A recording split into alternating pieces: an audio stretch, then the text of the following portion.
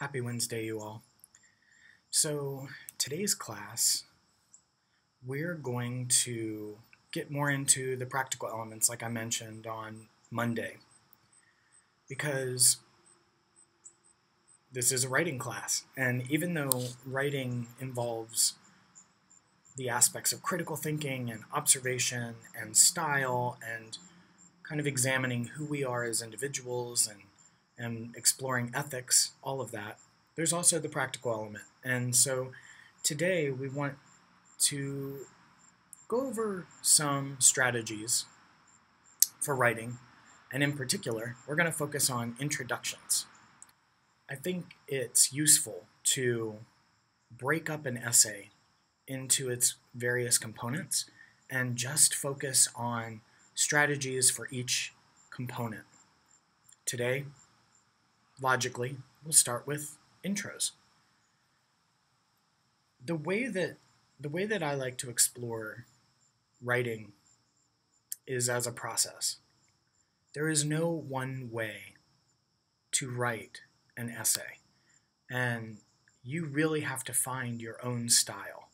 So the way I instruct this more practical aspect of our course, I just throw out possibilities, strategies that you can consider and you can glean and you can mimic if you want, or you can play around in your own way. And one of the best ways to really figure out how you're going to cobble the strategies that you think are effective for your own voice is to read, to see what other people have done, to riff off of it, to modify it, to steal. That's what Picasso said. All artists are thieves. And it's true. And we basically make our own methodology out of what we kind of cobble together. I mean, if you think about it, that's all design, right? And writing is a combination of art and design. We design our thoughts, and then we artfully display them in a way that is persuasive and efficacious. So I love examining this, and it's so exciting to watch you all figure out what style is most appropriate and exciting for you. So, introductions.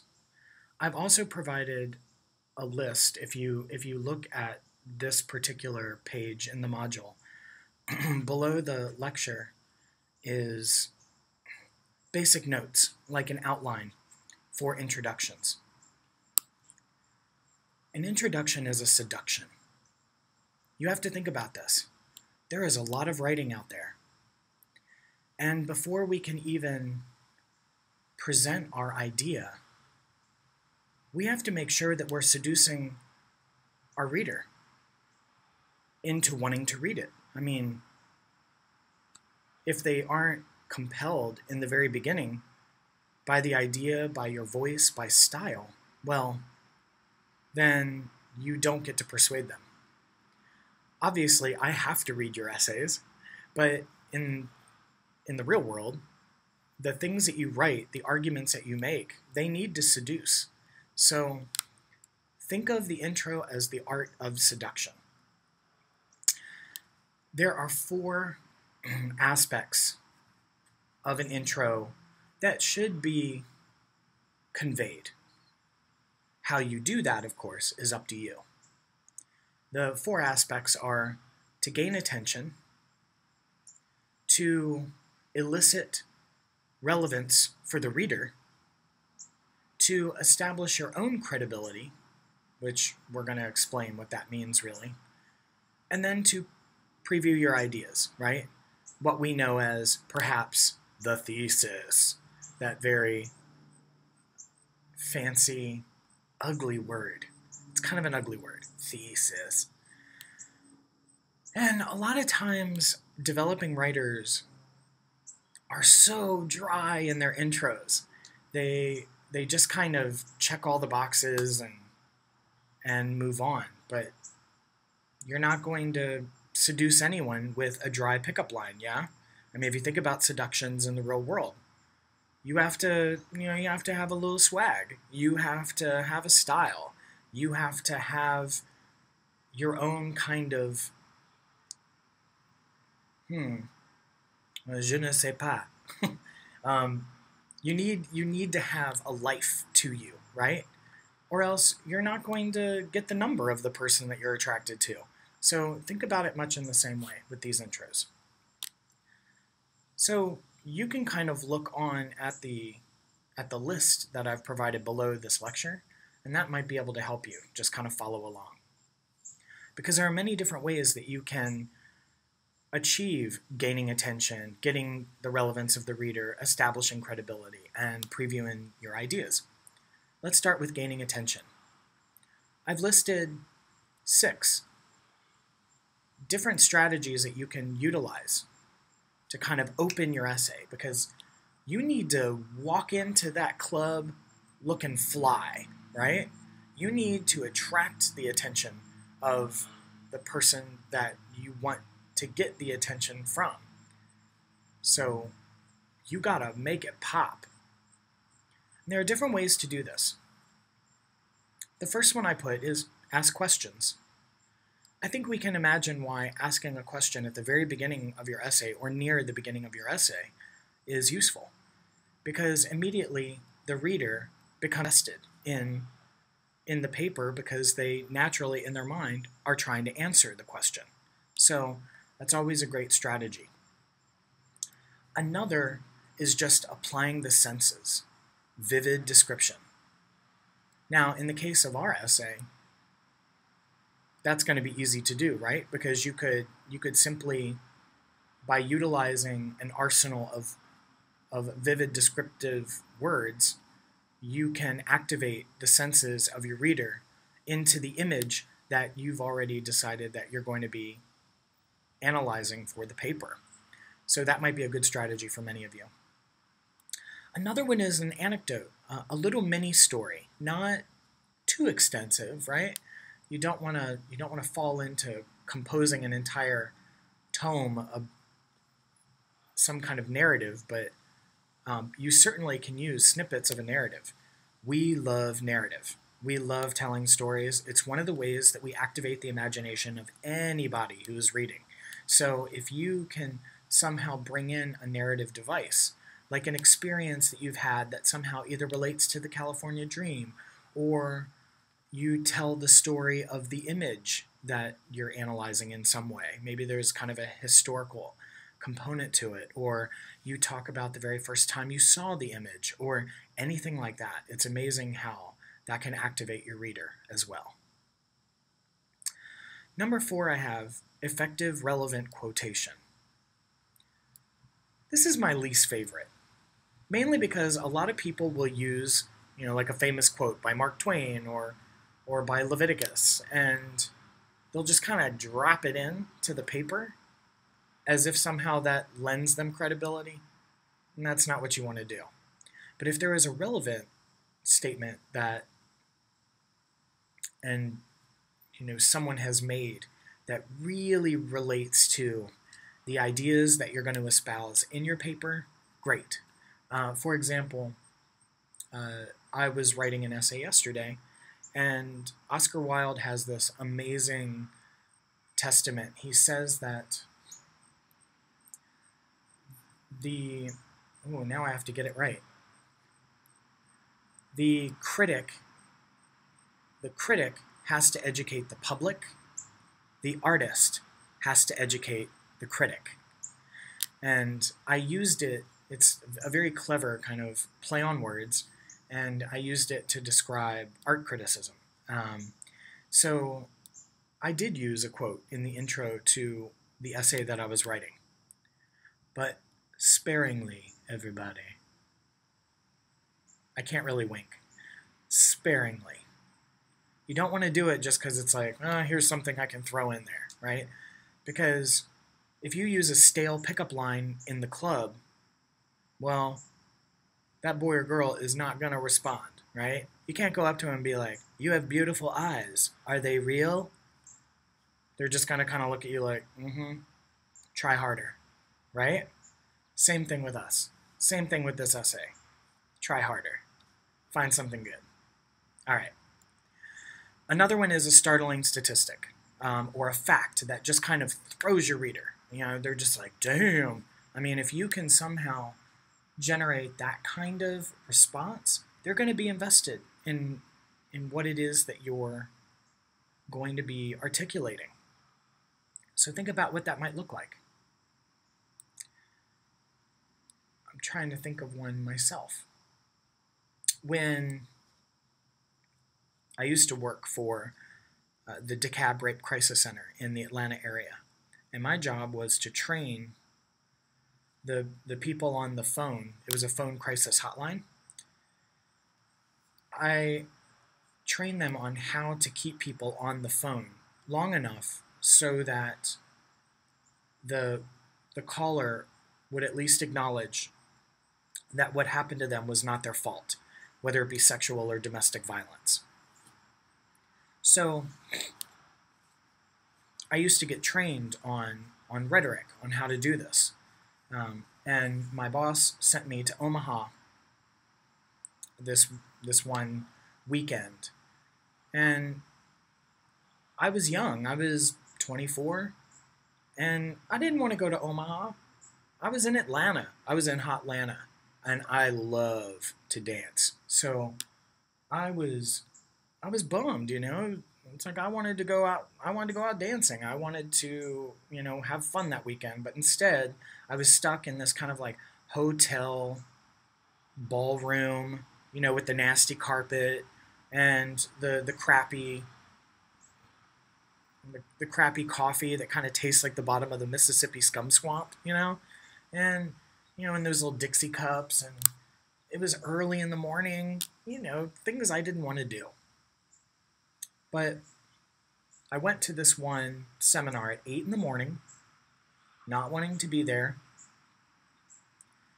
and the speaker opened with actually a combination of a question and a startling statistic. His question was, what day of the year are there the most reported instances of domestic violence in America? And we were all like, New Year's, no. Halloween, no. St. Patty's Day, no. Someone said Valentine's Day. We were like, oh, what world do you live in? But we kept trying to answer the question, thinking logically. The answer, Super Bowl Sunday.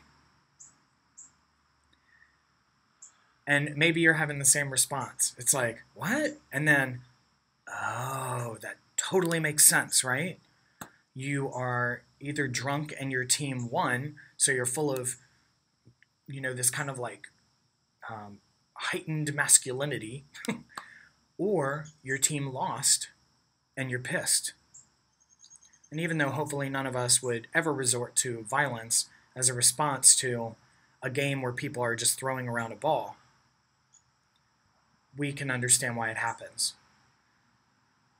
And then he said 4 times as many reports than on any average day of the year occur during Super Bowl Sunday.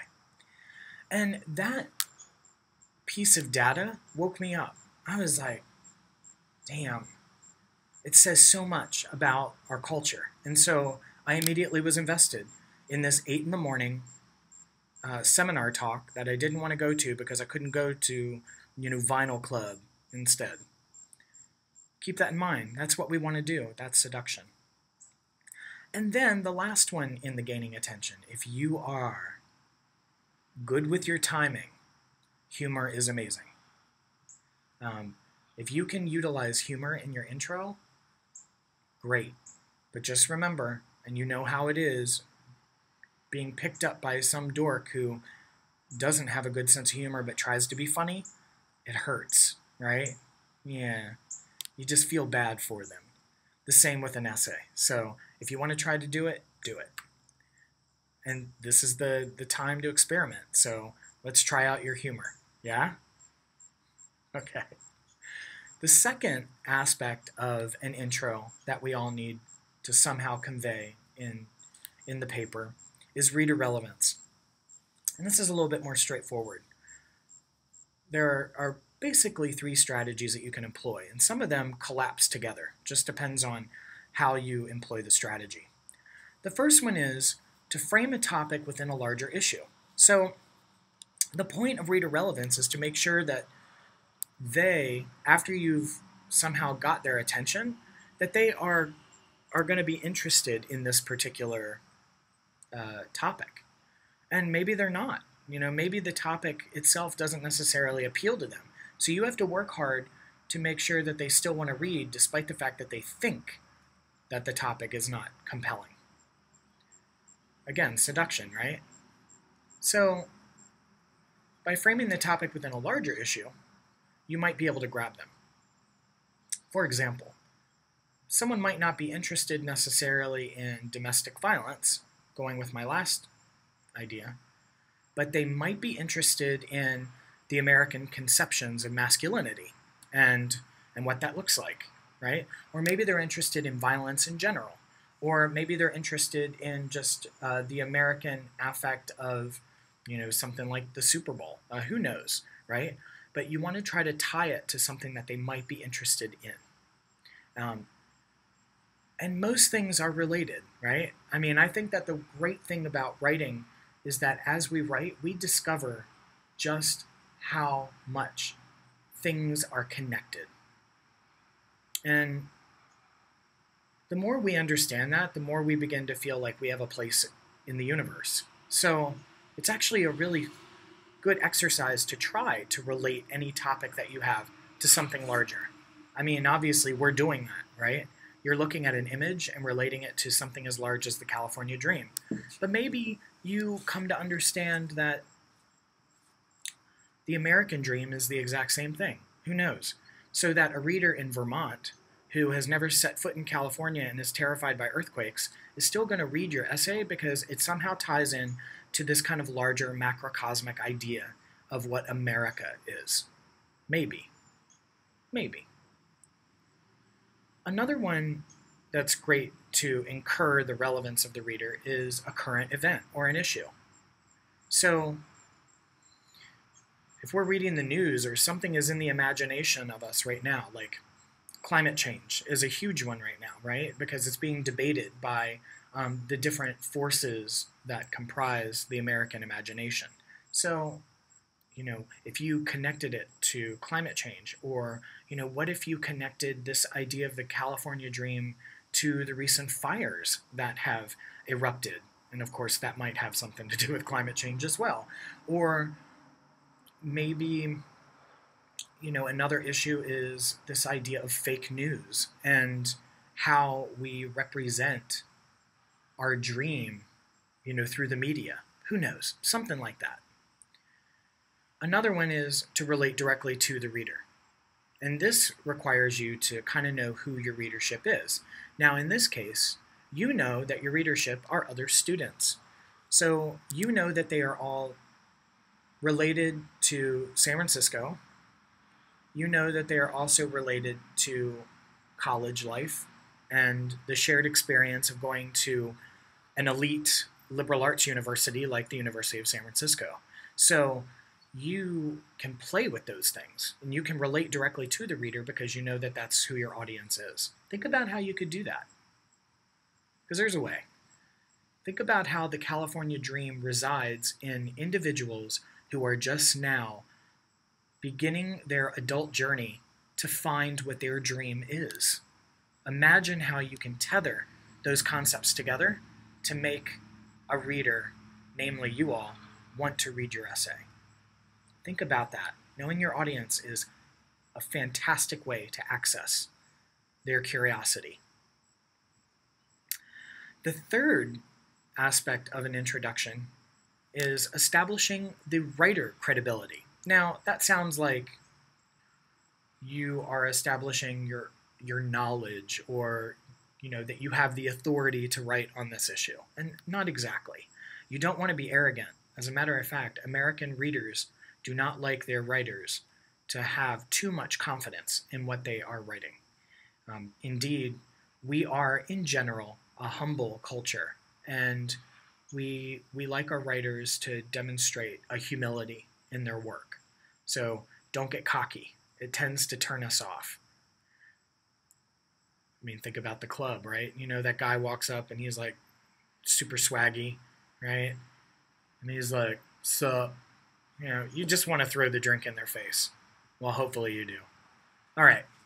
So establishing credibility. 2 ways that you could do that. One is to relate the issue to the writer. So much like we were trying to, in the last aspect, relate to the reader, now relate to the writer. Because the reader wants to know, like, why the hell are you writing this essay? Like, and maybe you can tell them, you know, I am here in California. I am pursuing this California dream. I buy into it enough that I want to investigate it to see if it truly is what it sets out to be, right? Or I grew up in California. I've been surrounded by permutations of the dream, and I'm interested in unpacking them, right? Or you could share the experience of the writer. And it's kind of similar, right? I've lived in California my whole life. That would be sharing an experience. Or sharing a moment where the ideas of your essay are somehow activated. You know, maybe a conversation with your mother while you were on a boat in the Outer Banks in North Carolina, and you're scrolling through your Instagram and you see Kim Kardashian's new butt lift, and it sparks you to wonder why people in Hollywood are so image obsessed. And then you realize that you also have wanted a butt lift, and you wonder why. And you talk to your mom about that, and she's like, well, just go to California to find out. That would be sharing your experience. It's a really bad example, but bear with me. But that's establishing your credibility. So in fact, you're trying to create a relationship between you and the reader. And you're saying, I'm writing this essay because fill in the blank. Cool? And then lastly, previewing the ideas. And I mean, this is what a lot of times we think of as a thesis. But notice I give you 3 options. And this really depends on the kind of writer that you are. You could give an explicit thesis, and we'll talk more about what that is. But a thesis is comprised of a position, an argument, right, and a rationale, your reasoning for that argument. So, you know, I hate olives. That is your position. I hate olives because, and whatever you fill in is your rationale. They are salty. They feel funny in my mouth. And they don't look natural. I love olives, but those three explanations of why you hate olives is the rationale, right? And you can just do it. You can make that thesis explicit. This image relates to the California dream because, sure, if that's the kind of person you are, go for it. If that feels comfortable, go for it. But also know that there are other ways to write a thesis that aren't necessarily so straightforward and explicit. And in fact, a lot of the most well-developed essay writings that we're going to read in the class don't do that.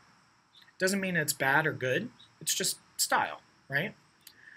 Another kind of thesis is the implicit thesis, where you just kind of allude to the position, I hate olives, and you allude to the rationale without necessarily explicitly stating it. So,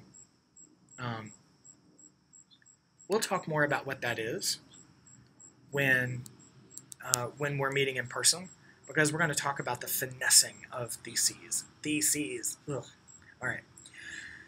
Then the last one I have here is a guiding question. Now, this is what a lot of writers do, especially more established writers, where they ask a question that is explicit enough to kind of have the reader know the topic in general, but they ask the question as a way to kind of create a journey. So instead of just explicitly stating what it is you're going to argue, you allude to the argument through asking a question or a series of questions that kind of direct us in that path, and then you can utilize the rest of the essay as kind of this exploration, like the writer is trying to answer the question. And indeed you are, but you probably know the answer by the time you're writing the essay, but you're allowing the reader to go on the journey with you that you took. And that is a very compelling way to articulate a thesis, because you're not laying everything out for the reader. You're still giving them intrigue, yeah, seduction. You don't want to just drop trow in the middle of the club, right? You still want to make them be like, I want to see what this person is all about, yeah? We love that kind of mystery and intrigue, especially in seduction. So those are the four main elements of an intro. The first three being more of the strategies. So what I'm asking you to do for the discussion question for today is, you've already read Lindsay Taylor's Matterhorn. That was assigned. And if you haven't, please read it. And it's a student example of the very paper that we're going to be writing. And I wanted you to see an example so that you can kind of look at what strategies this writer is employing and how you would critique this writer. So after you've read Taylor's Matterhorn, answer the questions in the discussion. There are three. What strategies that we've talked about in this lecture and that are listed below the lecture, what strategies does Taylor employ in her introduction that you think are most effective, right? So, answer. She gains attention by, and then identify the thing in the paper that she is doing. Like, be specific about it. Don't talk about it in generalities, because the more specific we are, the more it tethers to our mind. And this is going to help us develop as writers. Then the second question is, employ another introduction strategy to Taylor's essay that you think would make it more dynamic. So one that she has not done, or another example of one that she has done, that you think would be even more useful to dynamize the experience of reading. So this is you generating strategies. You can see where this goes.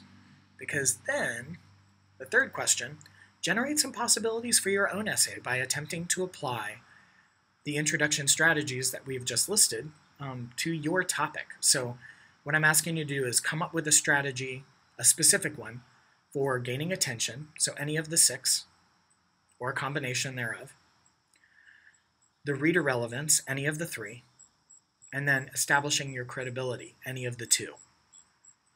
You just need one, but make it specific.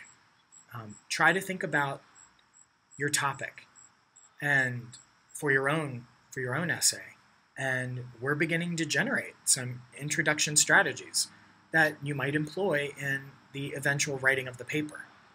So by breaking our essays down in components like this, that are exercises that can be really generative, we start to create a style. We start to create a true experience because we're thinking about the parts rather than the whole.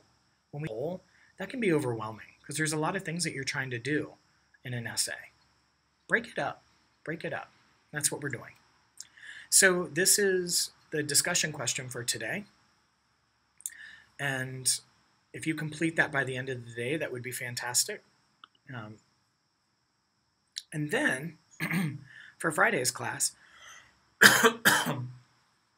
I'm asking you to look at one of my essays because we're going to examine compelling conclusions, because that's another thing that a lot of developing writers have challenges with, intros and conclusions. So we're going to be reading my essay and looking at concluding strategies for that, as well as just style. Because on Friday, in addition to looking at conclusions, we're also going to be looking at how do we make something like an analysis personal. because we want our essays to have a personal component to them. We want them to feel human and humane. So we're going to be looking at how we can do that, how we can access ourselves to make an analysis at once intellectually compelling, but also personally compelling for the reader.